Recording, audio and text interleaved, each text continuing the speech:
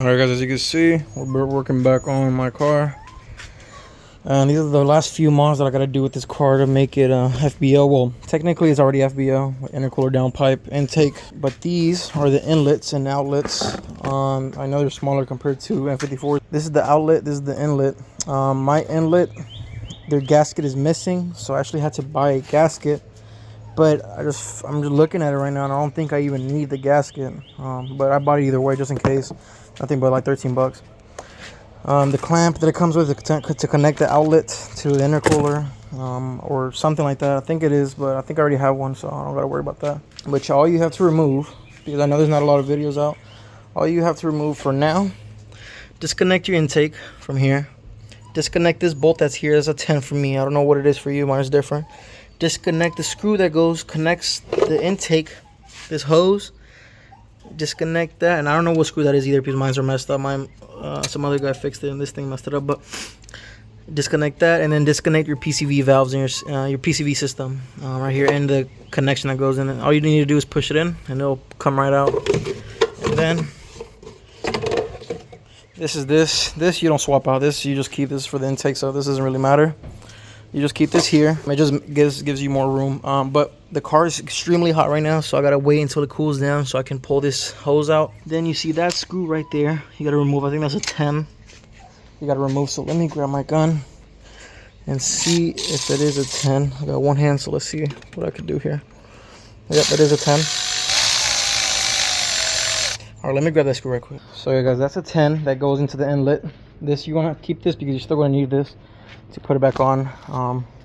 As you can see right there, that's where you screw it in from. After you do that, if you see on here, it should just pop right out. It should just come out. It goes in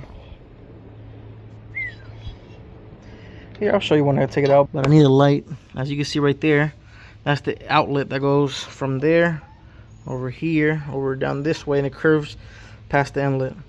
And so there's a C-clip right there, and then it connects to the, as you can see down there, the intercooler.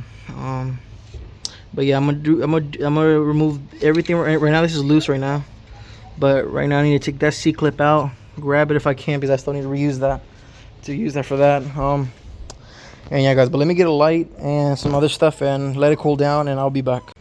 All right guys, so I let it cool down a little bit, not really, like 5 minutes. But so the inlet, all you got to do really is pull it out, and it'll disconnect from the turbo itself. Wow, look at that mess. Holy. Let me see. Let me take this off. Jeez Louise. This thing is insane, dude. Look at this oil all over it. Oh my god. Wait, so it did have the gasket. So it's just me then, huh? Let me see real quick. So yeah guys, as you can see, this is the difference. Big to short, and then this is just big all the way across. I don't know if they do it because of back pressure, maybe it helps with torque or whatever, but we don't really need it due to us pushing more power than stock. So the gasket is still there from here. There's these two gaskets that fit in between here, obviously. And the reason I was confused is because I thought you would have to reuse this, but I guess not. This is a little gasket that comes in here. And at first I thought my gasket was missing. I thought there was a gasket supposed to be here, but I guess not. There's no gasket right there. So yeah, it's just these two that bolts right, that slip on here, and this snugs it up against the turbo, which makes a tight seal. And then this is the screw that screws onto the, well, I'll show you what happens. But first I'm gonna go ahead and remove the outlet as well, so I can put the outlet in first, and then I can start working on the inlet from there, because the outlet is obviously, if I put the inlet in, that is gonna get in the way of me putting the outlet in. So as you can see, it's just that C-clip, boom, and then you just got to remove that VRSF. For you, it might be a clip. You just remove that, and that will work too. But yeah, let me go ahead. Oh yeah guys, and we can finally remove this tubing. You don't really need to, but I'm gonna do it because whew, I think she's pretty hot. Let me see. Yep, she's hot. But yeah, shit.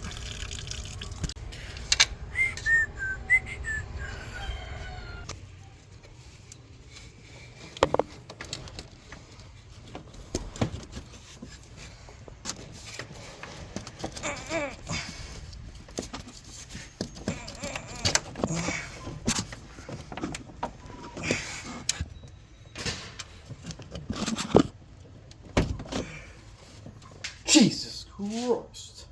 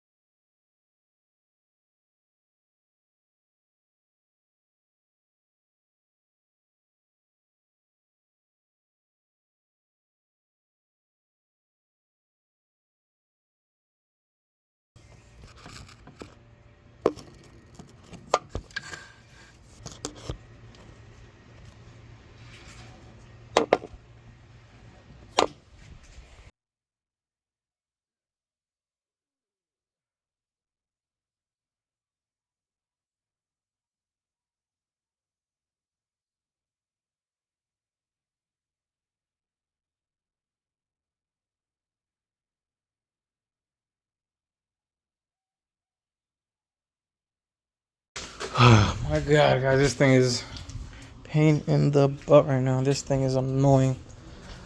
I'm doing it without the seat clamp on, as you can see right here. I'm trying to put the outlet in, as you can see. I put the seat clamp on. I just took it off just now, just so I could see if it works and if it snugs in. This thing does not want to go in. Jeez, this thing is annoying. I lubed up everything, and this thing does not want to go in. So I'm gonna try it again. I'm gonna remove everything, lube everything up again with oil, and I'm gonna remove it. Instead of putting it inside the intercooler first, I'm gonna remove it and just try to fit it in there without the intercooler on, and then see what happens. But this thing right now is taking me the longest amount of time. And as you can see here, the reason this one came out so easily kinda is because, as you can see, that gasket is super flat. This thing right here, this gasket is, I mean, is extremely flat, and it's like, it feels like plastic now. But this one here, let me remove it for you so I can see what I'm talking about. As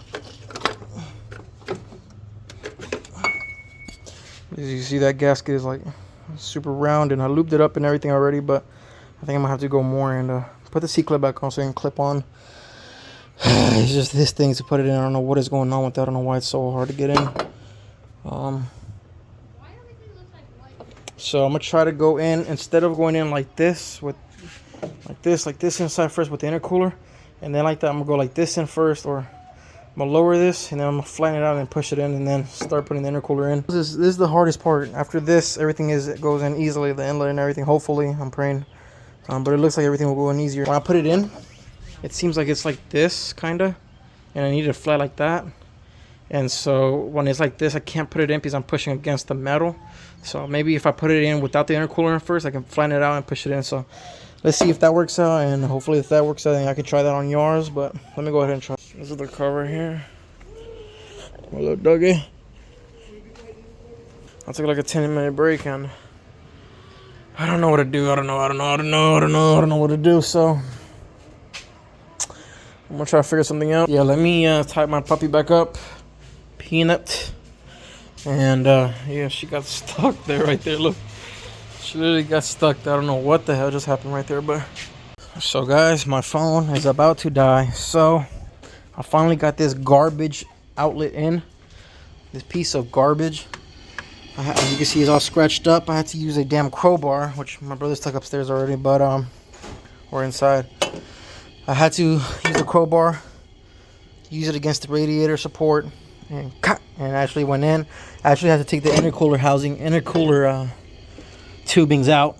But now I got a new problem. My phone might die, so let me see if I can catch this. But as you can see right there, that little silver thing right there, that is a size 10 ratchet. The bolt, I'm gonna show you on the bottom, but the bolt for the intercooler, as you can see, like that one is really long, but that one is touching the chassis. That one as well as well. So I can't get the thing out, or I can't loosen it at all either. So we're just gonna cut the excess off with a saw. I'm gonna find like a little saw I can find and see if I can cut it. I'm gonna start putting this inlet in finally.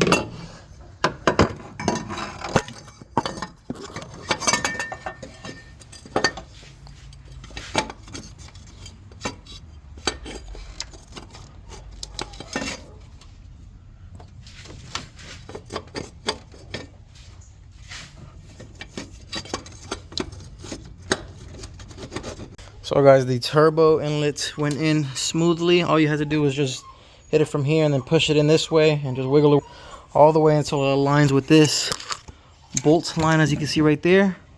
Once it does, so guys, unfortunately I thought I bought the right gasket and I thought it was this one. I thought it was that one, but that one is too small. It doesn't fit in here, and I know for a fact this one has a gasket because this one, I just researched it, and this one fits way too loose up in here. Let me show y'all.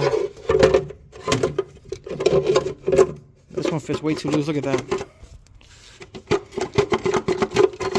So I already see a gasket on FCP here. I'm ordering it, $10. So pretty much all of this stuff that I bought was pretty much just, I guess, a fluke or maintenance item, because I tried to buy it because I knew there was an intake leak somewhere, and I knew it was that one, but I thought I bought that one, but I didn't. I bought the one that connects to the factory inlet, which is the one we threw away already compared to with all my stuff. So yeah, let me put everything back up. I'll make a separate video of when I install it, but let me see if it does make a huge difference, and if it does, I'll make a reaction about it. But all right guys, so this is the next day, and oh my god, these, I know I still got that boost leak, but ooh, these things feel good.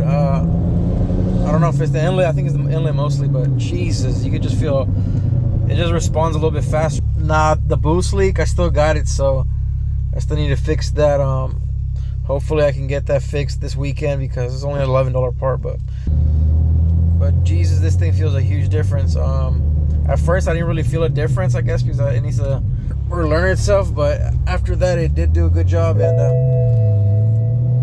you can hear it more as well, so it's extremely loud.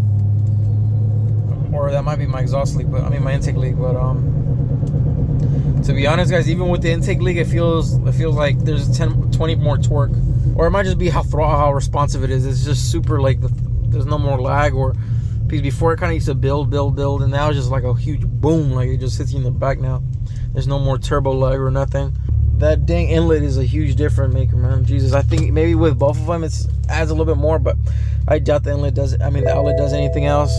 Outlet looked about the same size. It was a little bit thicker than the stock one, so maybe it did a little bit of difference as well, but I feel like the inlet was the biggest one. But yeah guys, I'm gonna do the gasket, and once I do the gasket, I'll be able to give you a real review, because I know I'm still losing about 2 pounds of boost because of that damn leak. But that's why we wanted the check engine lights on as well, because of that leak. But it's an $11 part. I'm gonna order it, so when it comes in, I'll let y'all know. But yeah, this is the next day. I was just trying to feel it out. I didn't want to give you a reaction right away, just in case, you know, it was up, something was up or whatever. But yeah guys, I'll do a second video on the once I install the gasket. It might be integrated with another video, or I don't know if I do, because I used to do vlogs before, but I don't do vlogs no more. I do a lot of car channels, a lot of car videos and stuff. But I feel like I should get back into those little vlog things, just vlogging what I do every day and shit. But this steering wheel was bugging me, man. It's so ugly. Oh, I need to fix this thing, dude. So bad. But yeah guys, let me go inside, go get this ordered and see what's going on. But yeah, I'll see you later.